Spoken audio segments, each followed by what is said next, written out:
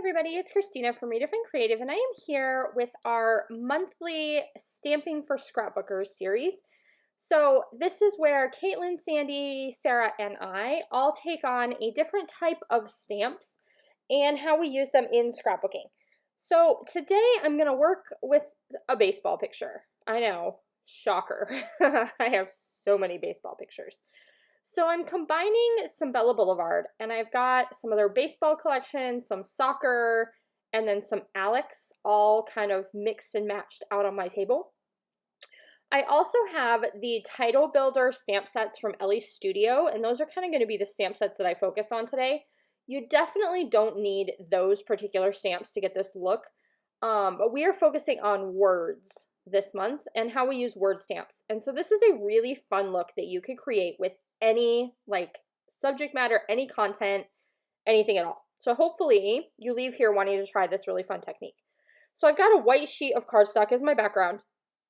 And then I'm taking a 6-inch strip of this paper that has the stars on it. And I'm going to put a tiny little border of this navy blue behind it. So half of my background paper is going to be covered with this pattern paper.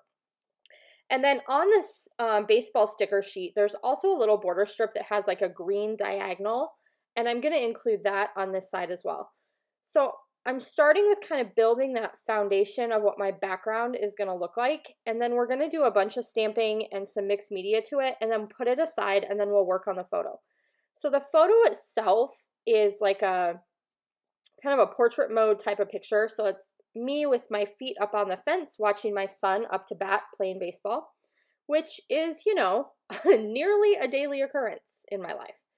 And so this is just going to be a page about being a baseball mom.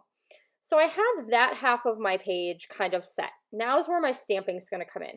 So I'm going to grab a piece of like scrap white cardstock and cover up this half of the layout. It doesn't stay super covered up because I'm using like the tiniest pieces of washi tape, which makes no sense.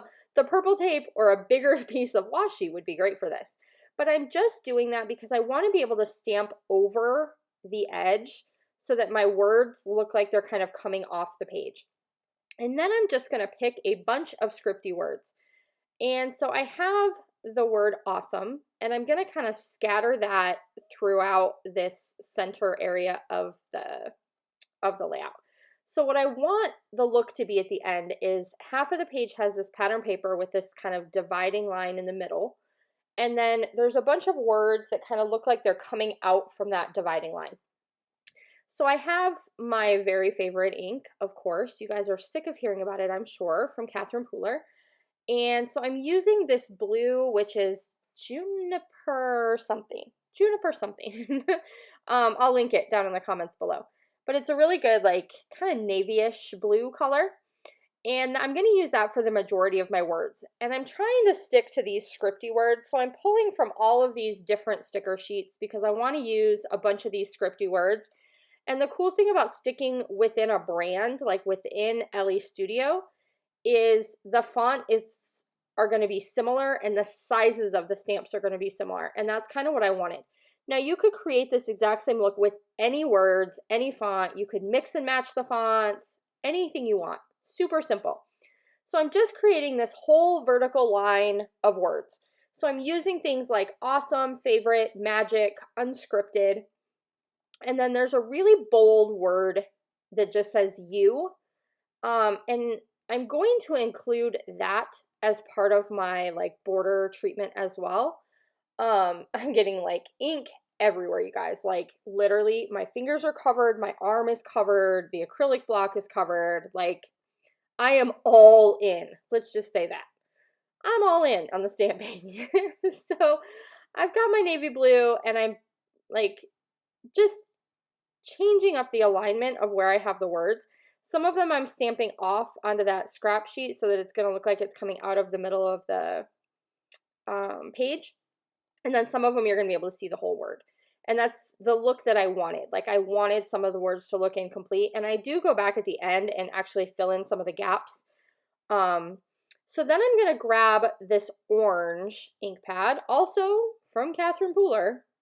Big shocker surprise there too. And this is where I'm going to pull in that bold word that just says you. And I'm going to scatter that throughout as well. So orange is the color of my son's uniform. So when you look at the picture, the like little like blurry silhouette in the background that's him up at bat is in his bright orange uniform. Because that's his color, I'm kind of just scattering that word throughout. And I like how that looks, where I have a bunch of scripty words and then I have just that word you in a different color and in a different font. So that works really good for a technique like this.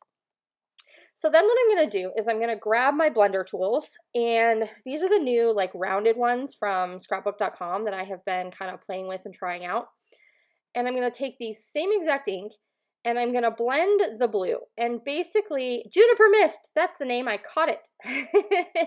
I'm going to blend it from the edge outward. So I want the edge to be the brightest color, and then I want it to kind of lighten out as it goes like into an ombre almost throughout my words. And then I do the same thing with that orange, which is called Mandarin Spice.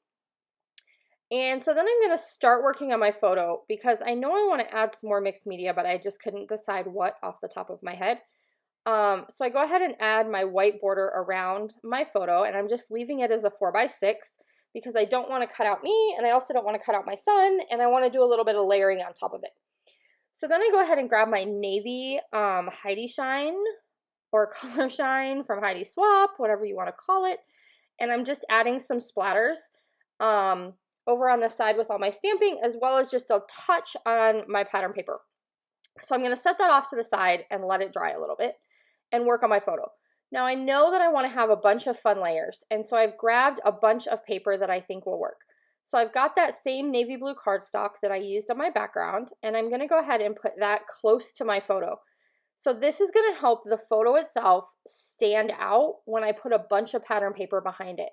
So if you are creating a layout and you have that kind of concern where all of a sudden you're putting pattern paper layers in and you feel like your photo is getting lost, my biggest tip for you is to put a thin white cardstock border around your photo and then put like a darker contrasting color behind that before you start layering the pattern paper.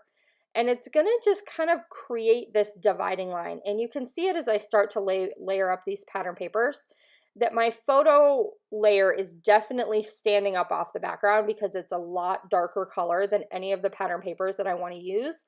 And that's exactly what I wanted. So I wanted my photo to stand out because I'm putting some pretty bold paper behind it.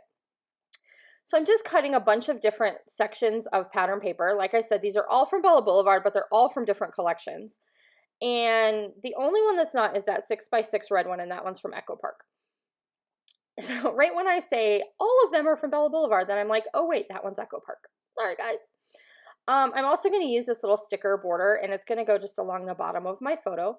So my photo mats are not even. They're in there just kind of wonky. You can see little pieces of each one. We've got bright colors going. I basically pulled the same colors that were in the star pattern on my like background foundation, and you'll be able to see that when they get layered back up together. And then I'm just going to use some of these stickers. So I didn't have the ephemera pack handy, so I'm just using some stickers and puffy stickers to embellish. So we're not going to do a whole ton of embellishing here. I do have a big acrylic word from Bella Boulevard that says baseball, and I'm going to use that as part of my title because I have so many words on this layout in the background. It helped calm them down putting some of the ink over the top of them, but I also want to make sure I have a pretty bold title element, or it's going to seem like I just have a lot of words and a lot of chaos and no like defined title. So you'll see how I target that here in a second. But I'm just pulling out like all these little tabs and labels, and how can I get these kind of layered up? I'm using my photo mats to my advantage.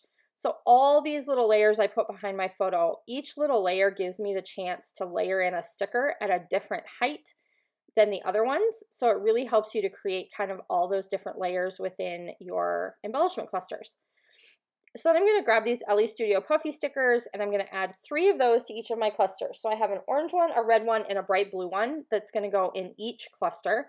And again, I'm pulling those colors in from the pattern paper and from the star pattern paper that's in my background. So once that comes back on the screen, you'll kind of be able to see how I decided which colors of everything to pull in and use. So we've got 3 of those in each cluster. And there you can kind of see where those color choices are coming from, like how they're all going to match up. And so I'm just making sure where I want my photo kind of compared to my stamping, because I want it to all nestle together and look very natural. I don't want it to seem disjointed. I do have these little Scrap and Happy Flair that just say like baseball life, baseball mom, that kind of thing. I really wanted to get them on this layout, and they don't end up making the cut because I feel like it's just too much of a circle element for some reason. I don't know. I was being weird. But they don't make the cut. So I have this word baseball that's this acrylic piece, and I was going to originally put it up at the top, across the top of my photo, but it's big enough that it would like completely cover up the silhouette of my son. So even though this silhouette is like blurry in the background, that's a really important part of the story. So instead I go ahead and move that baseball down to the bottom. It looks like it blends in a little bit more on video than it does in person because it is acrylic. It has some height to it.